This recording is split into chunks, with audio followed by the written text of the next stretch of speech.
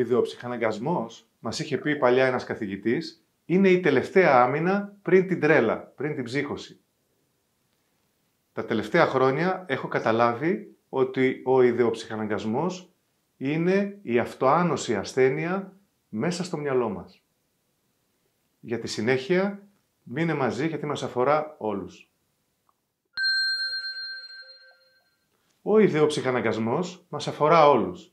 Συνήθως μόνο ο 1 στους 10 ξεφεύγει ολοκληρωτικά από αυτήν την ύπουλη ψυχική ασθένεια. Ενώ όλοι οι υπόλοιποι, από λίγα ως πολλά και από λίγο ως πολύ, έχουμε τέτοια στοιχεία. Ο ψυχαναγκασμός είναι το αντίθετο αυτού που θα λέγαμε νοημοσύνη. Αλλά τι είναι η νοημοσύνη και πώς ακριβώς είναι αντίθετος ο ψυχαναγκασμός στη νοημοσύνη? Η νοημοσύνη είναι η δύναμη που έχει ο νους μας να λύνει προβλήματα, να μας προχωρά και να μας κάνει να προοδεύουμε. Είναι αυτή η δύναμη που μας έκανε εδώ και 200.000 χρόνια, από εκεί που ήμασταν στα δέντρα, να έχουμε σήμερα κινητά τηλέφωνα και να πηγαίνουμε στο διάστημα. Η νοημοσύνη είναι ό,τι καλύτερο μπορεί να υπάρχει στην ζωή μας, που μας την έκανε πολύ πιο εύκολη, αλλά όχι μόνο, έχει να κάνει και με την απόλαυσή μας. Το ότι απολαμβάνουμε την τέχνη είναι γιατί έχουμε νοημοσύνη. Τα ζώα επίσης έχουν νοημοσύνη, αλλά όχι τη δική μας νοημοσύνη. Την αφηρημένη νοημοσύνη που μας κάνει και καταλαβαίνουμε τι θα πει δημοκρατία, τι θα πει ισότητα, τι θα πει φασισμός, τι θα πει δικτατορία. Η νοημοσύνη η δικιά μας είναι τόσο προχωρημένη που μπορούμε να καταλάβουμε τι ζωγράφισε ο Νταλή, τι ζωγράφισε ο Μιχαήλ Άγγελος, τι ζωγράφισε ο Ελ Γκρέκο.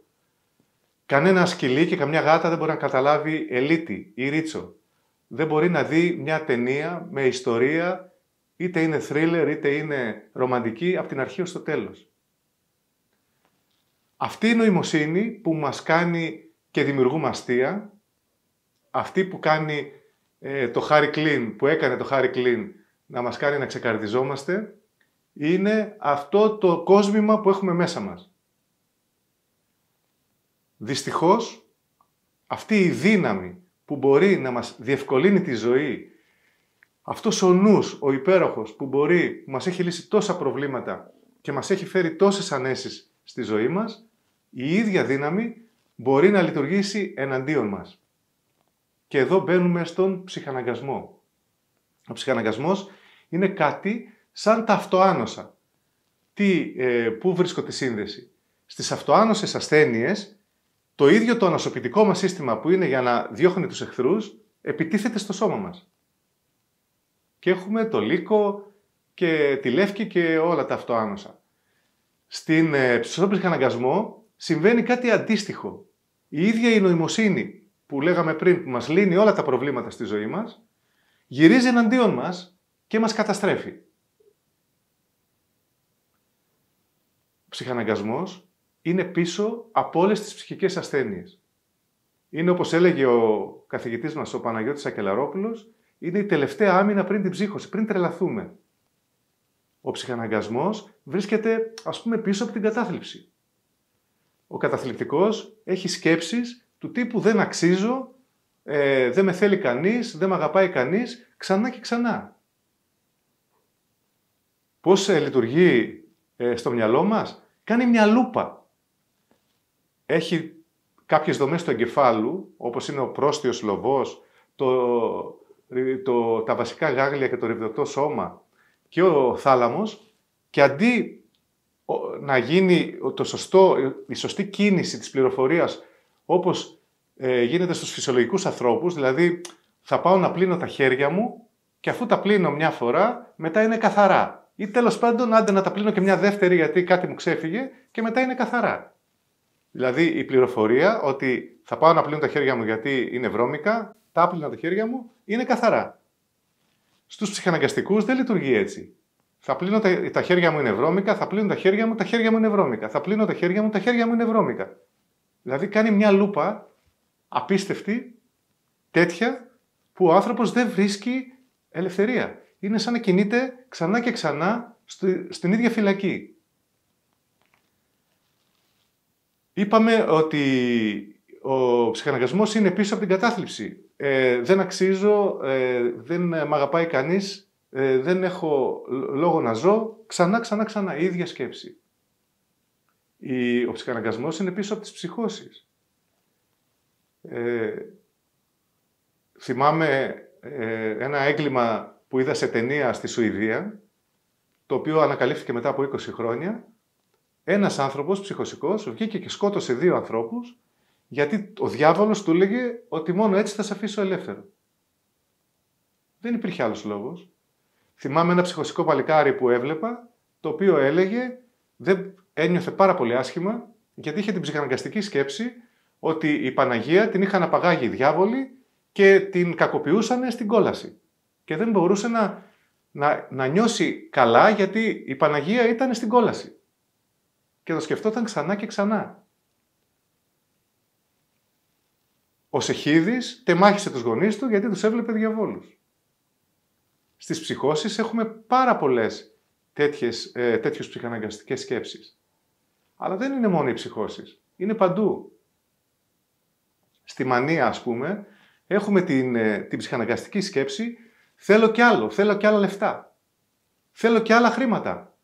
Και πάει ο άνθρωπος στο καζίνο και παίζει όλη την περιουσία του γιατί νομίζει ότι έτσι θα βγάλει χρήματα. Στον αρκισισμό έχουμε την ψυχαναγκαστική σκέψη είμαι ανώτερος, αξίζω κάτι καλύτερο. Όλοι οι άλλοι είναι κατώτεροι μου. Εγώ πρέπει να έχω προνόμια. Ξανά οι ίδιες σκέψεις. Στις καθαρά ψυχαναγκαστικές τελετουργίες, του τύπου καθαρίζω το σπίτι μέχρι να γυαλίσει, έχουμε την ίδια σκέψη. Όχι, δεν είναι τέλειο, δεν είναι καθαρό. Ναι, αλλά έχει μικρόβια. Θυμάμαι μια γυναίκα με βαριά ψυχαναγκαστική διαταραχή, που τα χέρια της ήταν σχεδόν τρύπια, δηλαδή υπήρχαν πολύ μεγάλες τρύπες στο δέρμα της από τη χλωρίνη, την καθημερινή. Ή θυμάμαι μια άλλη γυναίκα, η οποία είχε την ψυχαναγκαστική σκέψη ότι αν δεν τινάξει μια πετσέτα 350 φορές στο μπαλκόνι, επαναλαμβανόμενα, θα πάθει κάτι το παιδί της. Για να προστατέψει το παιδί της, τίναζε 350 φορές την πετσέτα στο μπαλκόνι και την έβλεπαν και οι γείτονες. Μπορεί να την λέγανε ότι όλο αυτό είναι παράλογο, το νιώθε και η ίδια ότι είναι παράλογο, ναι, αλλά δεν μπορούσε να ξεφύγει από τη σκέψη ότι αν δεν το κάνει αυτό, το παιδί της θα πάθει κάτι. Ψυχική ασθένεια, ναι, είναι ψυχική ασθένεια, είναι από τις πιο σοβαρές. Πίσω από όλη την ψυχοπαθολογία μας υπάρχει ο ψυχαναγκασμός, υπάρχει αυτή η λούπα, η οποία δεν μπορεί να ξεφύγει ο άνθρωπος. Εννοείται ότι μια πάρα πολύ συχνή κατάσταση είναι οι άνθρωποι που ζουν στη ζώνη άνεσης και δεν βγαίνουν από το σπίτι τους ή από εκεί που νιώθουν άνετα, ούτε για να ερωτευτούν, ούτε για να δουλέψουν, ούτε για να ζήσουν. Γιατί υπάρχει ψυχαναγκαστική λούπα ότι έξω θα με κρίνουν, έξω δεν είμαι αρκετός, έξω δεν θα τα καταφέρω. Ξανά και ξανά. Και αν ακούσουμε τους life coaches, αυτό που θα πούνε είναι ότι μην ακούς τη σκέψη σου, βγες και κάντο. Θα αποτύχεις, απέτυχε. Δέξω ότι θα αποτύχεις. Αλλά οι άνθρωποι που μένουμε στη ζώνη άνεσης είναι γιατί συνέχεια η σκέψη μας είναι ότι έξω θα μας κρίνουν, έξω κινδυνεύουμε. Βεβαίως μες στη λούπα παίζει πάντα και η αμυγδαλή, η οποία είναι αλάρμ και χτυπάει χωρίς λόγο. Μια άλλη πολύ κοινή κατάσταση ανθρώπων που δεν ανήκει στη βαριά ψυχοπαθολογία είναι η τελειομανία. Πολλοί άνθρωποι δεν δοκιμάζουν πράγματα γιατί δεν είναι τέλειοι. Σου λέει, δεν μπορώ να πάω να μάθω χορό, γιατί οι άλλοι στη σχολή χορού είναι καλύτεροι από μένα και δεν θέλω εγώ να είμαι πίσω. Και αντί να κάνουν το όνειρό τους πραγματικότητα και να ξεκινήσουν σαν μαθητές από την αρχή, δεν πάνε ποτέ. Γιατί δεν είναι τέλειοι. Γιατί κάτι πρέπει να το κάνουν τέλεια από την αρχή. Το οποίο είναι... Δεν υπάρχει πιο τρελή σκέψη, έτσι. Να κάνεις κάτι τέλειο. Θες να ζωγραφίσεις, θέλεις να γράψεις μουσική, θέλεις να κάνεις οτιδήποτε δημιουργικό. Για να το κάνεις τέλειο, θα πρέπει να περάσεις άπειρα ατελή δείγματα και προσπάθειες, ώσπου κάποτε να γίνει όλο και καλύτερο. Και κάποια μέρα, ποιος ξέρει, μπορεί να γίνει και τέλειο. Αν γίνει τέλειο. Οι άνθρωποι αυτοί χάνουν τη χαρά της προσπάθειας. Γιατί πρέπει να είναι τέλειο από την αρχή. Και έτσι έχουμε ανθρώπους που δεν οδηγούν, ανθρώπους που δεν κολυμπούν, ανθρώπους που δεν κάνουν τα χόμπι τους πραγματικότητα, γιατί δεν είναι τέλειοι. Όταν λέω ότι ο ψυχαναγκασμός αφορά όλους μας, αφορά πραγματικά όλους μας. Ένας στους 10 ξεφεύγει με πολύ κόπο από αυτήν την ψυχαναγκαστική λούπα, η οποία πάντα δράει εναντίον μας. Δηλαδή, θα μας πει ο γιατρός, το γλίτωσες στην καρδιοπάθεια, αλλά πρέπει να αρχίσεις να τρέχεις κάθε μέρα ή να περπατάς. Και δεν θα το κάνουμε, γιατί θα υπάρχει μια σκέψη η οποία θα μας πει, κάτσε τώρα, πού να πηγαίνεις, τι βλακίες τώρα, άστο. Έχω μια περίπτωση ανθρώπου που πίνει 13 μπύρες κάθε βράδυ. Έχει ζήσει όλη του τη ζωή με το αλκοόλ, δεν έχει παντρευτεί, δεν έχει κάνει τίποτα, δεν μπορεί να βγει από το σπίτι του αν δεν πιει. Γιατί έχει την ψυχαναγκαστική σκέψη ότι αν δεν πιω δεν θα τα καταφέρω, δεν θα είμαι καλός, δεν θα μιλάω άνετα, θα είμαι σφιγμένος. Θα με καταλάβουν οι άλλοι. Οπότε πίνω για να είμαι άνετος. Και στα τόσα χρόνια που είναι, ως σήμερα, από την εφηβεία του ως σήμερα, συνεχίζει να πίνει κάθε βράδυ. Έχει καταστρέψει το σηκώτη του, το σώμα του είναι ένα ράκος, το ξέρει, το καταλαβαίνει, αλλά συνεχίζει να πίνει γιατί μόνο έτσι νιώθει ότι δεν θα κριθεί. Πιστεύω να κατάλαβες τι εννοώ. Και ο ψυχαναγκασμός, όπως λέμε, επιτίθεται σε οτιδήποτε καλό πάμε να κάνουμε, έτσι. Δηλαδή από το να γίνουμε πιο υγιείς, να γίνουμε πιο δημιουργικοί, να γίνουμε πιο κοινωνικοί, να γίνουμε πιο ερωτικοί, να γίνουμε πιο παραγωγικοί. Σε όλα μας επιτίθεται. Και μας βάζει και κάνουμε τα αντίθετα.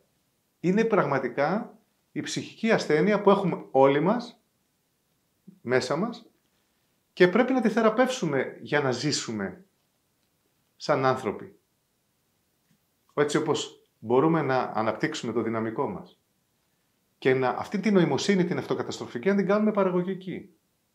Πώς γίνεται αυτό? Η ψυχοθεραπεία, όταν γίνεται σωστά, βοηθάει πολύ. Πρώτα να μας εμπνεύσει να αντιμετωπίσουμε αυτό το θηρίο μέσα μας και δεύτερον, με υπομονή, να μας δείξει το που κάνουμε λάθη μέσα στη σκέψη μας, να μας δείξει την αλήθεια. Γιατί η ψυχαναγκαστική σκέψη λειτουργεί με υποθέσεις. Αν γίνει αυτό, θα γίνει αυτό και μετά θα γίνει αυτό. Και κάνει σενάρια. Ενώ αν τα εξετάσουμε αυτά με το μικροσκόπιο στην ψυχοθεραπεία, καταλαβαίνουμε ότι όλα αυτά είναι δημιούργημα του μυαλού μας και δεν υπάρχουν πραγματικά. Επίσης, ο ψυχαναγκασμός είναι μια διαστραμμένη λειτουργία της επιβίωσης. Προκειμένου να μην πληγωθούμε ή να μην κινδυνεύσει, ας πούμε, το κοινωνικό μας κύρος, καθόμαστε στο σπίτι μας και δεν πάμε στην κοινωνική εκδήλωση. Ή δεν εκτιθόμαστε. Είναι μια λειτουργία της επιβίωσης. Σου λέει μέσα ο ψυχαναγκασμός, μην τυχόν και βγεις, θα πάθεις κάτι. Δεν θα φανείς καλός. Μη μιλήσεις δημόσια. Μη πας να γνωρίσεις αυτή την κοπέλα, αυτόν τον άντρα. Κινδυνεύεις. Θα φανείς λίγος. Από τη μία πάει να μας προστατέψει. Αλλά αυτή η προστασία είναι η φυλακή μας. Επίσης, ένα πάρα πολύ συχνό ψυχαναγκαστικό φαινόμενο που ισχύει σε πολλούς έξυπνους ανθρώπους είναι η υπερανάλυση. Παίρνεις ένα γεγονός που σου συνέβη το πρωί και το σκέφτεσαι όλη τη μέρα. Ξανά και ξανά. Το οποίο και δεν μπορείς να φύγεις από αυτό το πράγμα. το οποίο δεν χρειάζεται πια. Θα το αναλύσεις μια φορά, θα τελειώσει εκεί πέρα. Προχώρα παραπέρα. Δεν μπορούν αυτοί οι άνθρωποι. Βέβαια, ψυχαναγκαστική σκέψη είναι πίσω από την υποχονδρίαση, έτσι. Θα αρρωστήσω, θα πάθω κάτι. Όλοι αυτοί οι άνθρωποι οι οποίοι φοβούνται συνέχεια ότι θα αρρωστήσουν ή θα πάθουν κάτι, ψυχαναγκασμός είναι βασικά πίσω από την υποχονδρίαση. Ψυχαναγκασμός είναι πίσω από την ιστερία. Έβγαλα ένα σπυράκι, πω, δεν είμαι όμορφος, δεν είμαι όμορφη, καταστράφηκα. Έβγαλα ένα σπυράκι. Δεν μπορώ να βγω έξω γιατί έβγαλα ένα σπυράκι. Υπάρχει πίσω αυτός ο διάβολος πίσω από τη σκέψη μας που μας σκλαβώνει και δεν μας αφήνει να φύγουμε. Όπως έλεγα λοιπόν, η ψυχοθεραπεία βοηθάει πολύ. Βοηθάει πολύ η αύξηση της σερωτονίνης. Γι' αυτό και οι βαριές καταστάσεις βοηθούνται με τα αντικαταθλιπτικά. Γιατί τα αντικαταθλιπτικά ανεβάζουν τη σερωτονίνη. Αλλά εγώ ως ψυχολόγος θα πω ότι αντί για αντικαταθλιπτικά, το καλύτερο είναι να ανεβάσουμε τη σερωτονίνη φυσικά. Με γυμναστική, με βόλτα έξω, ακούγοντας μουσική, παλεύοντας να μείνουμε με κόσμο. Γιατί οι άνθρωποι μας ανεβάζουν τη σερωτονίνη. Αποφεύγοντας τις εθιστικές συμπεριφορές τύπου scrolling με το κινητό, τσιγάρο, ποτό, καφέδες άπειρους και Netflix. Και οτιδήποτε άλλο έχει να κάνει με οθόνες, με Windows, με το ένα, με το άλλο. Όσο είμαστε εκεί και ανεβαίνει η δοπαμίνη μας, η σερωτονίνη πέφτει. Το θέμα είναι να τα κλείσουμε όλα και να μην κάνουμε τίποτα. Να βαρεθούμε. Εκεί ανεβαίνει η σερωτονίνη μας. Να κάνουμε βόλτα στη φύση. Ο σκύλος βοηθάει. Και η γάτα βοηθάει. Και η φύση βοηθάει. Και το κολύμπι βοηθάει. Και το να βγούμε στον ουρανό και να κοιτάξουμε πάνω βοηθάει. Και η προσευχή βοηθάει. Και η χαλάρωση βοηθάει. Και ο διαλογισμός βοηθάει. Όλα αυτά που ανεβάζουν τη σερωτονίνη βοηθούν. Άρα ψυχοθεραπεία, ανέβασμα σερωτονίνης και το τελευταίο που θα σου πω είναι η επίγνωση. Η επίγνωση είναι αυτό που λέμε στο mindfulness ή στον διαλογισμό, είναι να βάλουμε μικροσκόπιο στις χαζές σκέψεις που έχουμε. Να προσέξουμε τι σκεφτόμαστε. Γιατί αν το προσέξουμε πολύ αναλυτικά, θα δούμε ότι η σκέψη μας είναι παράλογη. Και αν καταλάβουμε το παράλογο της σκέψης, αρχίζει μετά σιγά σιγά και καταραίει.